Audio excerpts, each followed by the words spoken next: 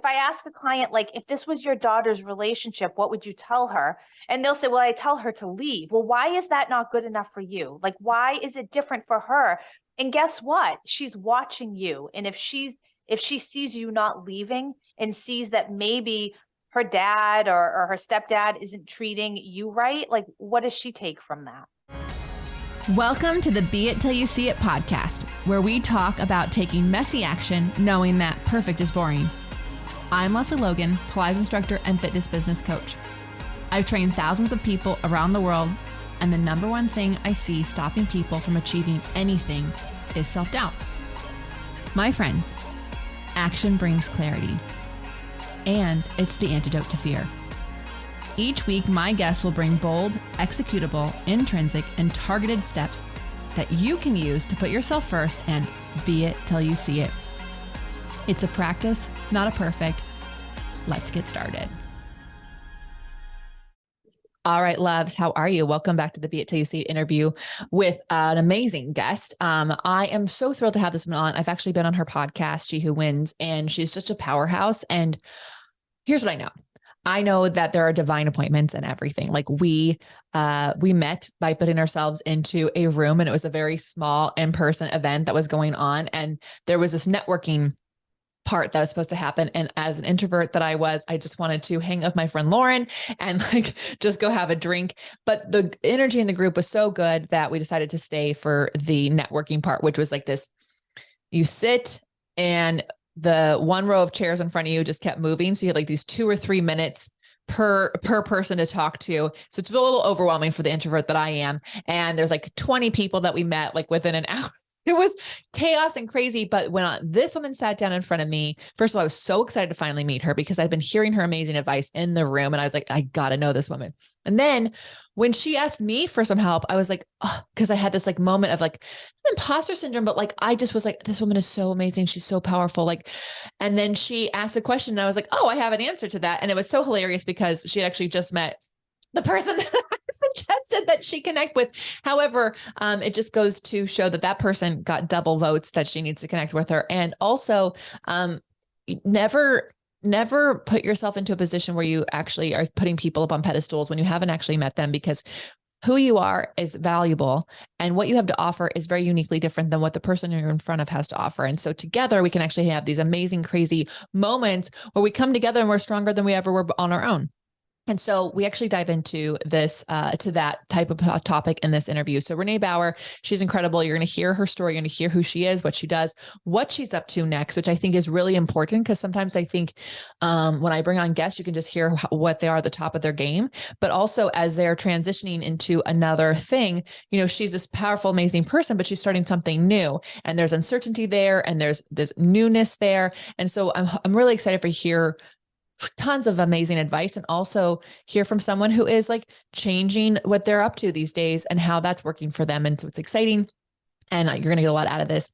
Let me know how you feel about this podcast by leaving us a review. Give us some stars. You can do that on Spotify, Apple, wherever you listen to podcasts. And here is Renee. All right, Be It Babe. I am really thrilled finally to bring this amazing woman on the Be It Pod. I have met her, gosh, it's probably almost 6 months ago now that we're recording this. So maybe even longer by the time you hear this, but she was just such a powerhouse. And when I heard what she does for women and what she does on this plan, I was like, I have to have her on. So Renee Bauer, thank you so much for being here. Can you tell everyone who you are and what you rock at? Thank you, Lesley. I'm so pumped to be here. I am a divorce lawyer. I've been doing it for 20 years. But I noticed in that journey that the relationship was it was what happened after other things were going on in a woman's life. And really what was happening is women were struggling with issues of worthiness, of understanding money, of understanding that they were capable of the love and the life and the job that they want. So my work has since shifted to more of this women's empowerment space of hosting live events and a podcast. And I have a book coming out in 2023 all about that. So it's, you know, the work is part divorce. That's what my trade is, but my love and purpose is really helping women just see what they're capable of and what they can inspire to. You know, okay, there's so much to unpack and love there because you could have definitely just stayed, like, just had that one thing, just been like, just rocking one thing, amazing divorce attorney. But you saw that there's another problem. And like, if we could solve this problem, it might put you out of a job or it might actually help people. It will help women realize that no matter what happens in their relationship, they are an amazing person. That isn't a reflection. Doesn't have to be a reflection of them and their worthiness.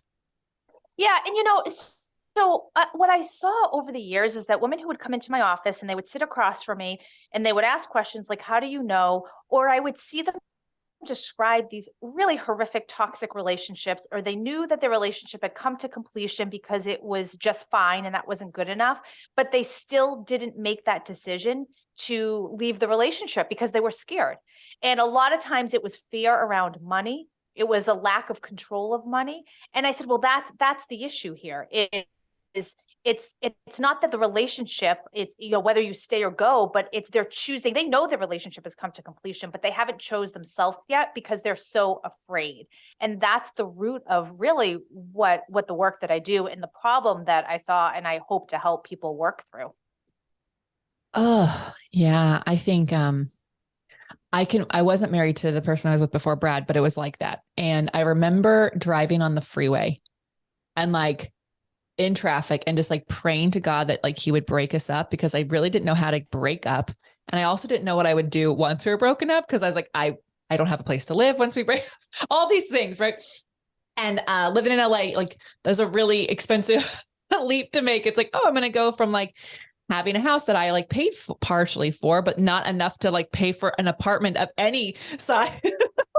And so I can relate to those women so much. And I'll never forget, I had this client, and she's a woman of a certain age and certain amount of wealth from her previous, she married well the first time. And she's asked me how it was going. I said, oh, it's nice. And she said, honey, wallpaper's nice. And she said, look, you don't have to marry for love the first time. You can marry for money, but do not just be in a nice relationship. I love that. You know what? I had the same story of that you had of driving. I was driving in my mint green Volvo SUV with the double videos on the headrest with my infant son in the back seat. And I had this moment where it was like, okay, now that I have my son, I have everything I need to be happy. Like, now I look back and I think of that thought. I was like, whoa, like, what, you know, girl, there's some work to do there. But I stayed in that relationship for 2 years because I thought, well, my son would bring me happiness. Not the case. Yeah, for a minute, but, you know, not long term.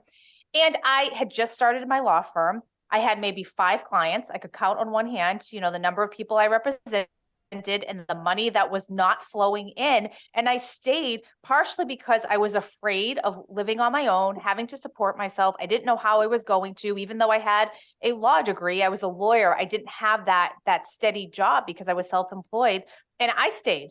And Yeah. so I've been there, you know, and I see it so many times with women too, who feel so stuck because of a situation they find themselves in, but that doesn't have to be the only situation. Like there are things that they can do in order to get out of that situation, because being just fine. And my ex, he's a great guy. He was a great dad. Like there was nothing wrong. It was wallpaper. Right. I've never forgotten that entire like conversation, because whenever I have clients like, oh, it's nice, I'm like, wallpaper's nice. Like I'll never forget that like there's going to be moments where your relationship is like in different stages, but just if the high point is nice, then so I love that you have that story as well, because I think it makes it even easier for you to be relatable, not only to your clients, but to the women that you're trying to serve right now. And what are some things that you did to kind of like ready yourself to leave him, and also like to get yourself to the point where you're like, I can teach other people how they're worthy no matter what's going on? Yeah. So two different questions and answers, but one, getting ready to leave. I just got to the point where I was so unhappy, and I had gone to a doctor, just a regular checkup. And the doctor was like, how are things going? You're a new mom. And I remember saying like, you know, doc, I'm not happy. And she was like, you want me to prescribe a prescription for you? And I was like, wait a second, I'm not depressed. I'm not happy. And there's a difference. And that's when I think everything started to fall into place. And it was like, you know what?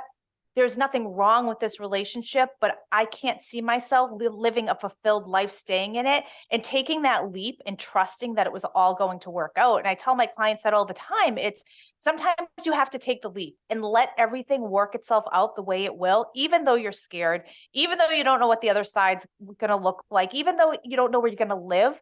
Like, you just have to decide, okay, I'm going to take the smallest little action forward in order to at least start the momentum. And that's what I did. It was like the smallest step. And it was like, all right, I file. I don't know what's going to happen next. Okay, now I move out. Now I don't know what's going to happen after that. And it was like, just kept taking little, hard, uncomfortable, scary actions. And, I'm not going to sugarcoat it. That year was hard. Like, I was the worst version of myself. I was devastated. I had so much shame around it. I didn't have friends because I wasn't living in the state that I grew up in. But it's like, okay, I know in my heart, this is still the right decision. Because even though it's a hard one, it's still the right one for me.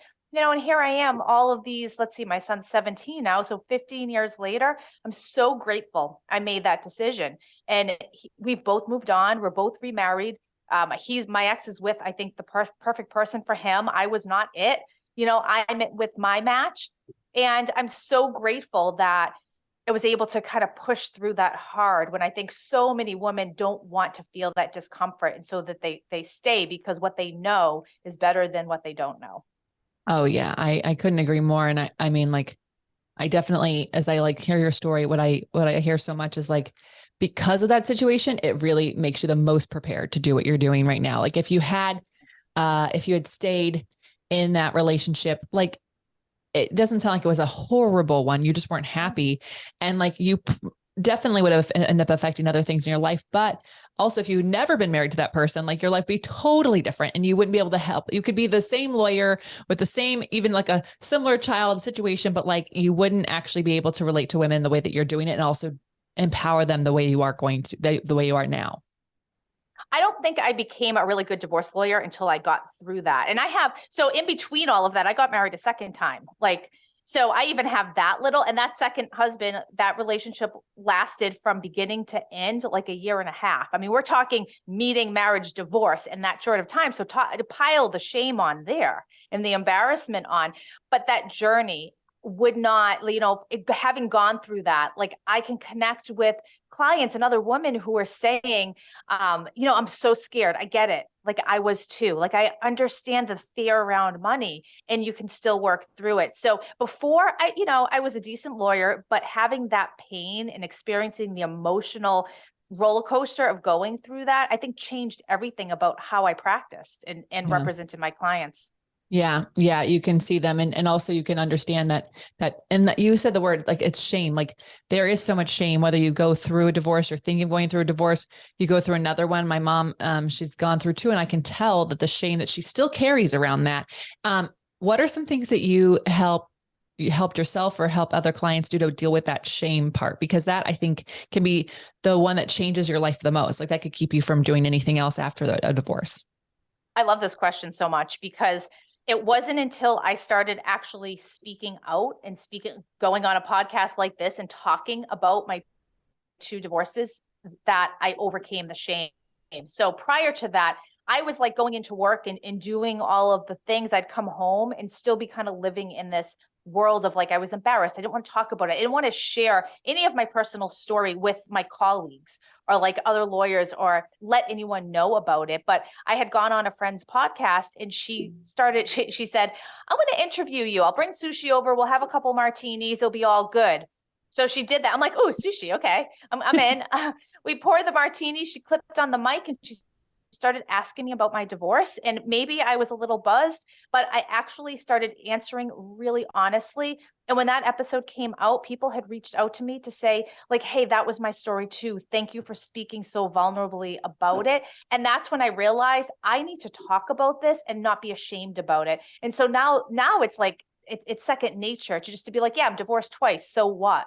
And so it was sharing it. And I think so often people don't want to share that, and they're almost like apologize. It's like, the whisper, like, oh, I'm divorced, or I'm twice divorced. And it's like, just own it. Be like, you know what? I was in two relationships that didn't work out, and I made the brave decision to leave that because I wanted more from our family, for us, for our kids. And that's okay.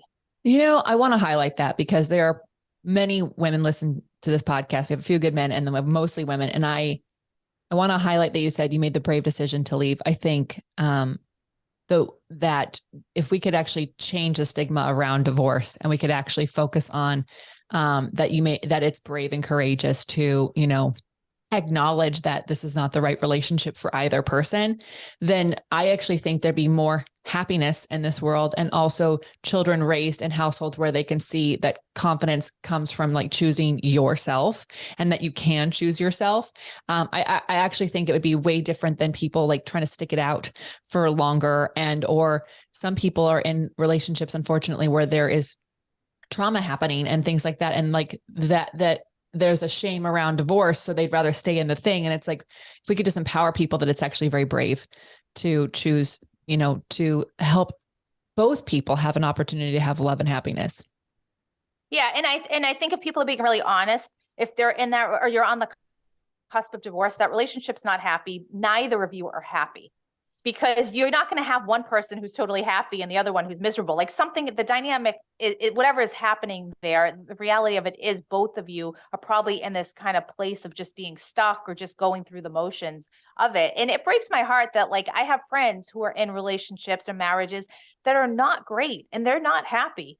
And I'll say to them, well, you have a choice. And they'll be like, no, I don't. Like I have 3 kids. So like that isn't the reason to stay in something where you wake up every day and you dislike, and I don't want to say the word hate, but for some people it's hate, dislike or resent your spouse. And if, I like to say, when your kids go off to college, how do you feel about spending time with your spouse? And usually if the answer is like, oh God, no, like, I don't know what we're going to do. Well, that tells you that something needs to be fixed, whether you work on it as a couple, which if that's possible, then absolutely do that. Or you make the decision to change the situation.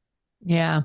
Yeah. I think that's what a great way to picture things, because that can really help you. And also like, I love that, we're not here saying like divorce is the answer. There are some relationships that absolutely can be worked on, but obviously both parties have to want to do that. And then action speaks louder than the words that are in those things.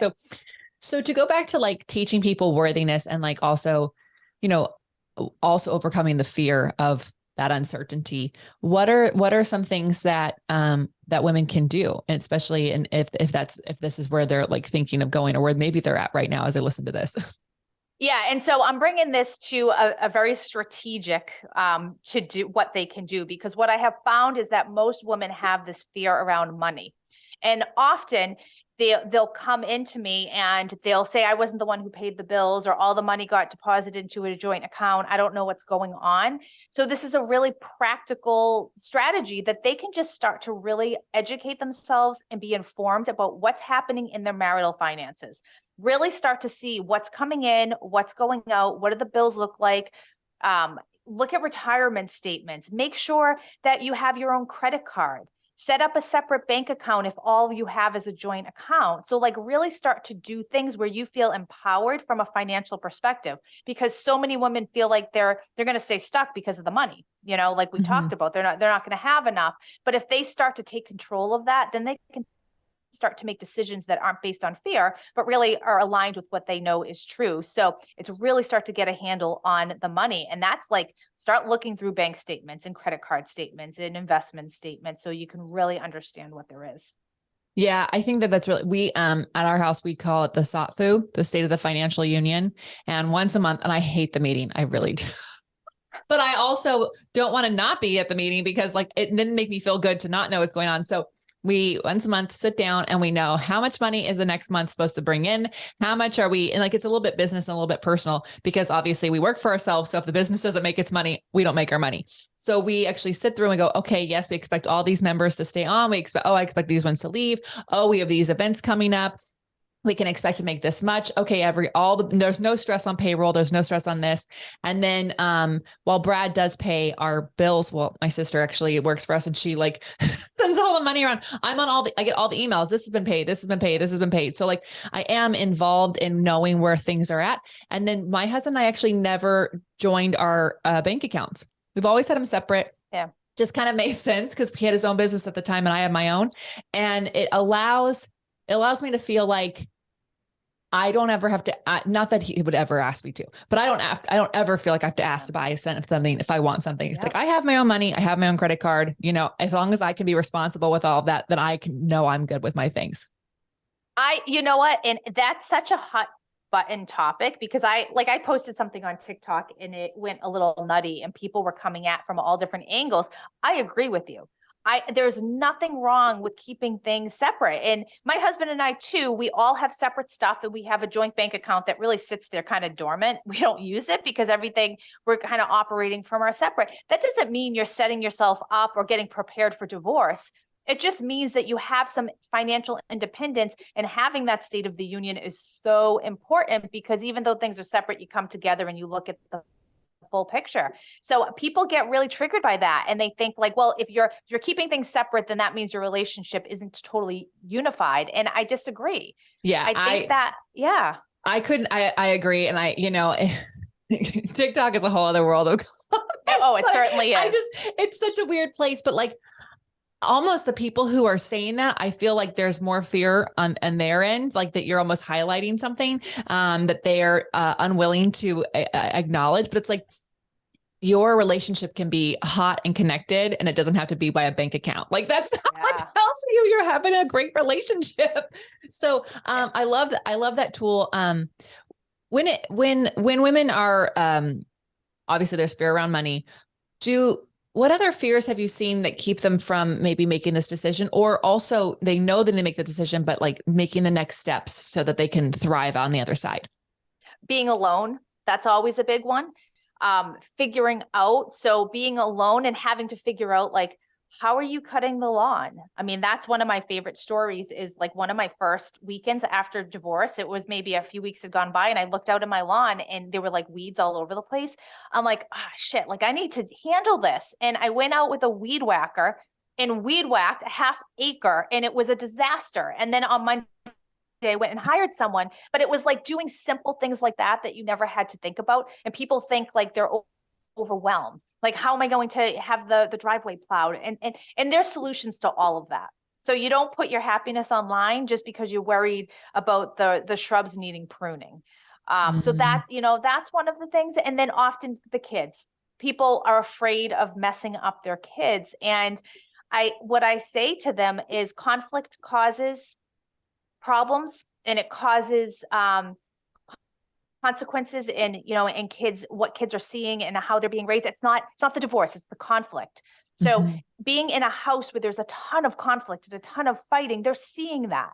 Now you're normalizing what a relationship looks like to them. And let me tell you, they're going to go on and make those same mistakes and not have a healthy relationship because they're mirroring what they grew up in, rather than watching their parents maybe live separately, but also live in a happy environment. And I know that that's kind of black and white, and there's a whole lot of in between in there with levels of conflict, even when you're divorced. But often people think that the divorce itself is going to screw kids up, and it's just not. It's not true. Yeah, I think you're right. I think, there's that whole like child of divorced kids, like divorced homes, like from the 80s and 90s. And I think that if you really look at it, it was the way that conflict was really put through with divorces. Like there's conflict getting to the divorce, and then the divorces are messy and ugly. And so like the kids it's not the divorce, it's the messy and ugliness that they're seeing from their parents, who the parents say they love them, but that like they're like, it's all a hot mess. So I agree. I think, one of our guests, Amy Ladine, she said, actions are caught, not taught. And if you're wanting your kids to go up in a world where they get to have choice, they get to feel happy, they get to feel like they have potential and possibility in this world and love, but you're raising them in a household where like they can clearly see that the two adults do not have that kind of passion for each other or love for each other or respect for each other.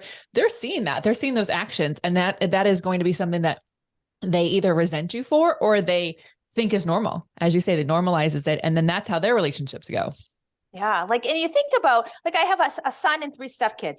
I want them to be happy. And if that means walking away from a relationship that isn't good and filing for divorce or leaving that, then so be it if they're happy, and rather than staying, and it's like, it's what do you want for them? And if you can't, like, if I ask a client, like, if this was your daughter's relationship, what would you tell her?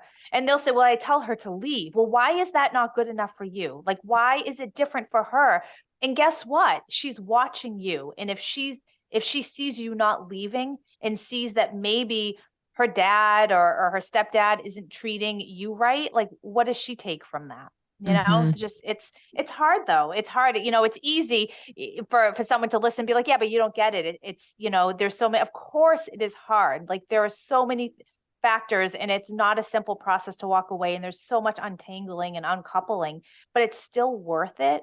If you're living in a bad relationship or stagnant, or there isn't love, it's worth it. You're worth it. I love that you, and thank you for acknowledging that. I like, if you're listening to this and you're like, you guys, it's like, it's not going to be easy. It's not going to be easy. It's not easy. Even if it's a conscious uncoupling, it's still not easy. Because that's the end of a chapter. That's the end of a story. It's the end of a book. And like, there's a lot of unraveling to do there, but, I will stand by you, and like, it is so much more important to be on the other side of it. And now, however long that takes you, like, it doesn't have to be tomorrow that you make this decision. You can prepare and ready yourself to ready up. But like, I do think that being honest with yourself about what you deserve in this world, and I believe that everyone has this purpose, as I'm sure you do. And like, there's lives that they can change, and there's people that they can love. And if you are not in a place where you feel loved or feel happy or feel respected, you can't show up in the world and give people anything.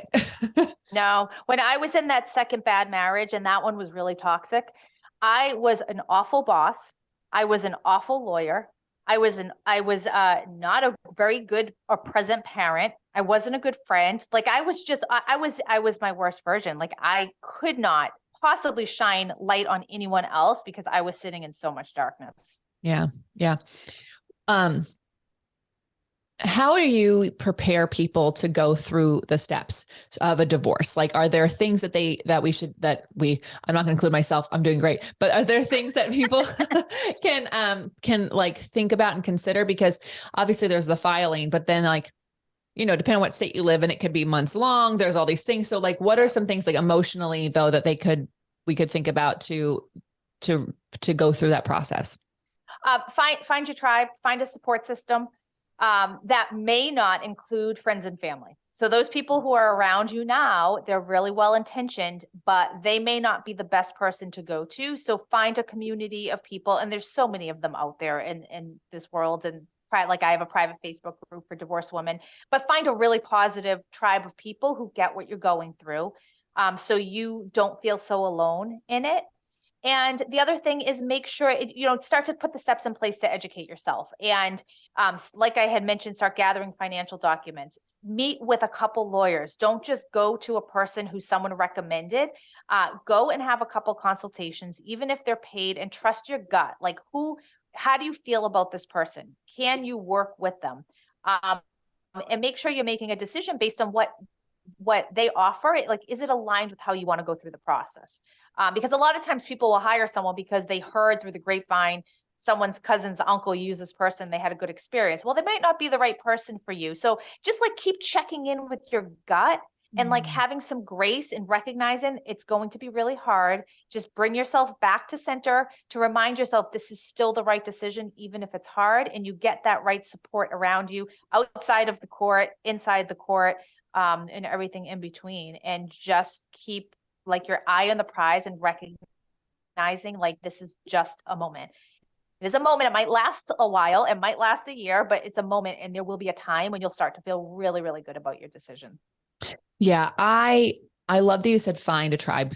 I think, because it might not be your friends and family, because it's like telling a coworker you're going to leave a job. Even that's like, they're going to be like, oh, should you be doing that? Well, what about your vacation? What about this? And they're projecting their fear of it for themselves about the change in the life that you leaving is going to make. And so they might not be the best people to talk to, because they may, unfortunately, with all the love in the world, say the wrong thing. And then you're going to feel more alone and more like you're doing the wrong thing, or more that you're crazy. And so I do think it's important to find people who can do that. And also, when I left my ex, when I had met him, I had just moved to LA. So all of my friends were his friends. Yeah. The other friends I had were like acquaintances from work, but like they were all his friends. So when I left, like I lost everything, all the friends, house, and then I totaled my car leaving. So that was its own thing. So I was like, okay, Jesus, take the wheel, just take whatever I'm not supposed to have, just get rid of it all. Cause I don't want to go through this anymore. And, but I was so grateful because I had this one friend who was introduced to me. That person I only met her one time while I was with him. So she had no idea who I was then. So we just became these like best friends for a summer. And she got me to the other side of that whole transition. And she's also the one that introduced me to Brad. So it was like a very interesting person to have in my life, but I don't think I would have felt the same and come out the same and look back 10 years later and go, that was the fucking best thing I ever went through. Thank goodness I went through that. Yeah.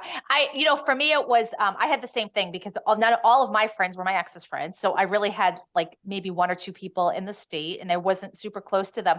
I decided to sign up for yoga. I'm like, I'm going to do yoga.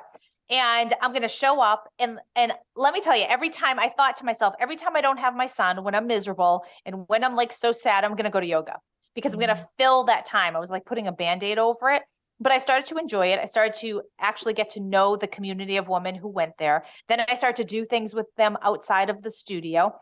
And I showed up even when I didn't want to. Like there was a Saturday morning. I woke up, I was like sitting there over my coffee crying. I did not want to go. I'm like, you're either going to sit here all day and feel bad for yourself, or you're going to put some leggings on and you're going to go to yoga and you'll probably feel better at the end. So it was like, I kept forcing myself to do those things, even though I didn't want to. And it made all the difference because they really became a group of friends during that time that I needed to get me outside of my own head, out of my house, so, and I think that's the one thing too, is just like force yourself to put yourself in new surroundings with new people. Well, and as you're saying that, what I basically heard is like, you're kind of like being it till you see it. You're putting yourself into a space where you could be the woman you wanted to be without all that negativity going on. And then you can meet people and they would get to know the Renee that you wanted people to know. And so there was like this really like you had this like safe haven, this island. And I think like, no matter how much money or little money you have, in every community, there are community classes, there are donation only classes, there's just different things. And so, try to find different ways that you can have a new tribe to meet new people and put yourself. And I know for the introverts, I hear you.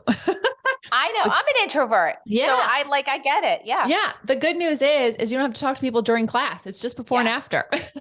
Yeah. Okay. I want to talk about what you're doing now because, I feel like when you transition to something new and it's not like you're leaving what you're doing, but you're adding this new amazing thing, there is another element of like being until you see it. Like you're the top of your game over here. And now you're like starting this whole thing over here. Yeah. And so how has that been going? What are you the most excited about right now? I love that. So, imposter syndrome is a real thing, and you could look at someone and be like, oh, they're doing all the things and they're successful, and it still sneaks in. So yeah, it's starting a new thing, a new company, and you start from the ground, and it's exciting though. It's like filled with possibility. Doing it without expectation attached to it is kind of amazing too. It should be like, I'm going to just follow what feels really good and what feels aligned and see where it brings me. So the She Who Wins Summit is a live event that I created last year. Didn't know who was going to show up. Wasn't even sure. Like I thought that I was going to have to like beg people to come and fill the seats. And we ended up selling out. And we're doing it again in 2023 on April 29th at Mohegan Sun Casino.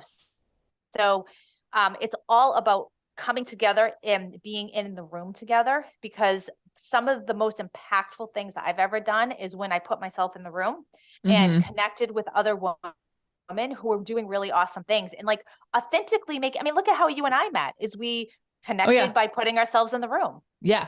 And Yeah. it's just like, it's amazing, like what you can learn from other people. And that was the inspiration behind it, is like, let's hear from people who are doing incredible things. Let's bring them all together. Let's have some fun. It's not just education. It's some entertainment. It's, getting up in some movement and be inspired and motivated, but also walk away with some actionable items that you can immediately implement in your life. I love this. I couldn't agree more.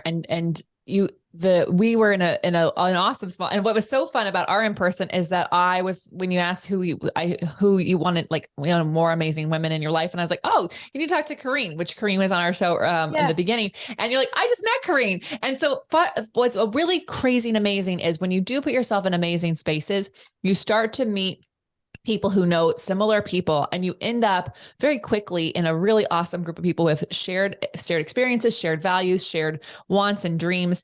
And then you start to propel each other forward. And the only reason I met Kareen is because I put myself in another room that I really didn't want to go to. I almost like sold my ticket. I was like, I don't really need to go to this thing. And I went anyways, and it was the best thing that could have ever, the reason we're listening to this podcast is because of these rooms that I put myself in, where I was like, I got myself into a place where I'm like, oh, I could do that. Oh, this is how I could do it. And I could see those things. And too often we wait until we're ready, or till the stars align, or till everything is figured out before we put ourselves in a space where we would say, I don't know how to do this thing. And like the rooms that we've been in, it's like, I have this problem and I don't know how to solve it. And that is so much vulnerability. And immediately you have connection with other people.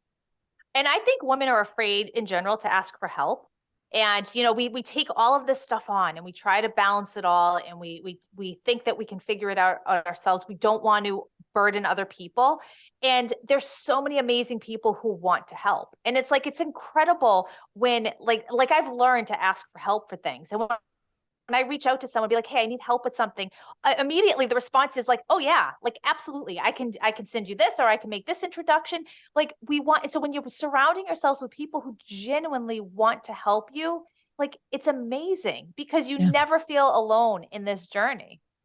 Yeah, I wish I would love to figure out what it is that we were taught when we were younger. Like, because obviously we all got a message that we're not supposed to ask for help because it's going to look like we don't know what we're doing. But it is so true. Like, the people, I find that all of my friends want to help. They want, like, anyone you'll meet wants to be part of whatever you're creating. People want to be supportive, but we're like, I got to do it all on my own. Like, it doesn't matter unless I did it myself.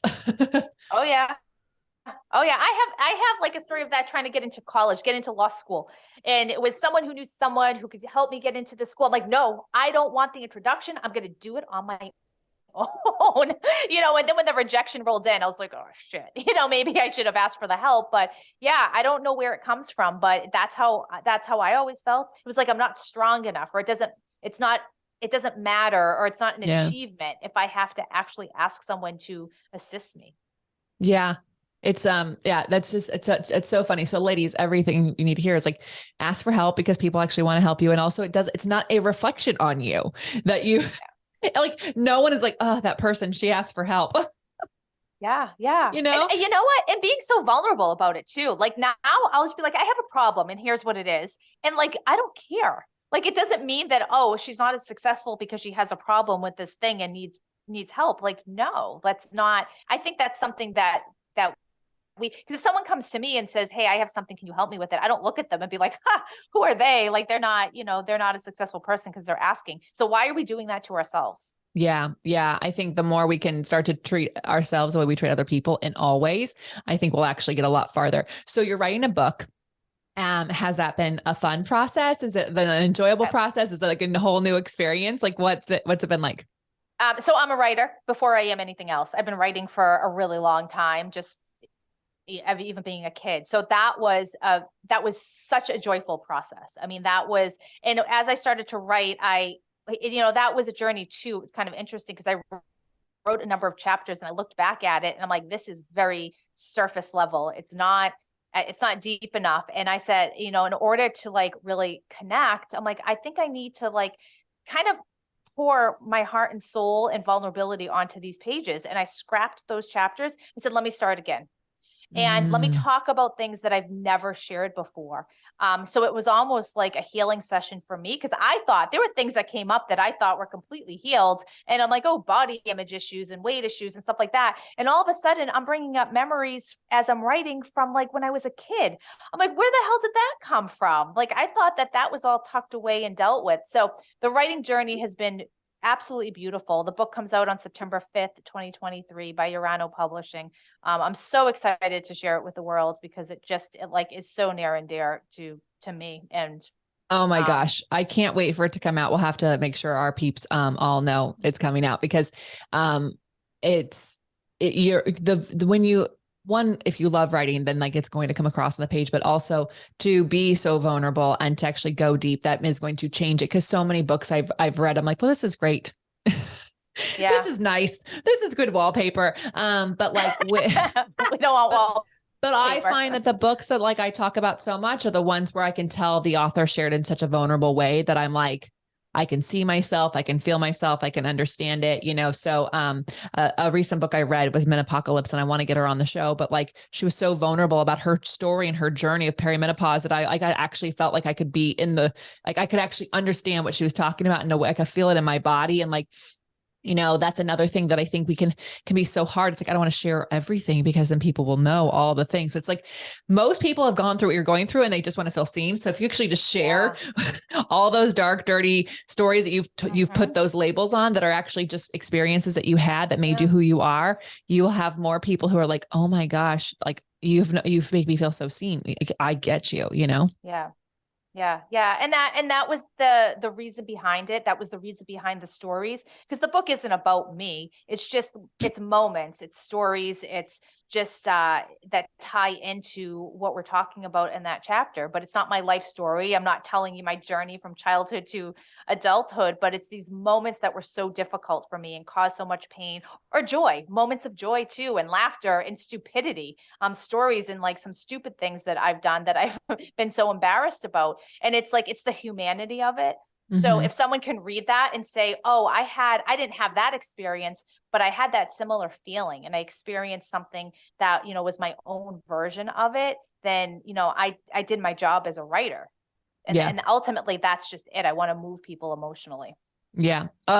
Well, I can't wait to announce to our peeps when your book is ready to be purchased and all of those things. Renee, we're going to take a quick break and then we're going to find out how people can find you, follow you, work with you, and your Be It action items. Okay, Renee, where do you like to hang out? We know TikTok, but what are your handles? I actually don't like TikTok, so don't go over there. Instagram's kind of my favorite place. It's at Ms. Renee Bauer. So I'm always in there responding to DMs. And you have a podcast, She Who Wins. I do. Yep. On all major platforms. Awesome. So wherever you listen to this, you guys, you can listen to that.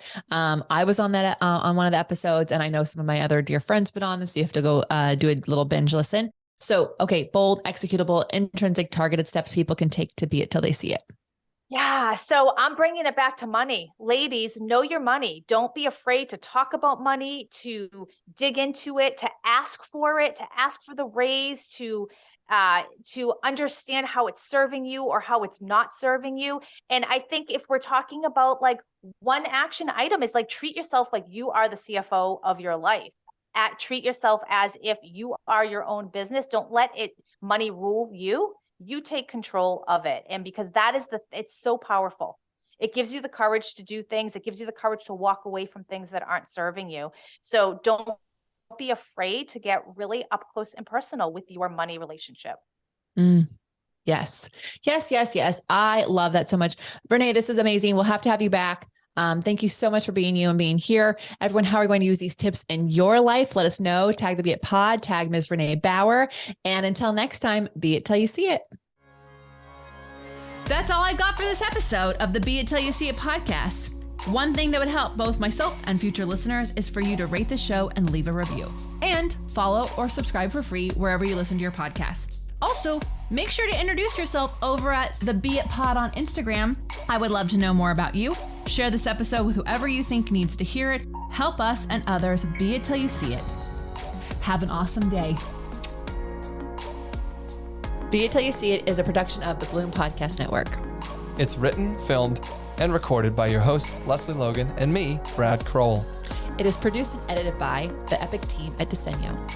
Our theme music is by Ali at Apex Production Music, and our branding by designer and artist Gianfranco Cioffi. Special thanks to Melissa Solomon for creating our visuals and Semena Velazquez for our transcriptions. Also to Angelina Herrico for adding all the content to our website, and finally to Meredith Crowell for keeping us all on point and on time.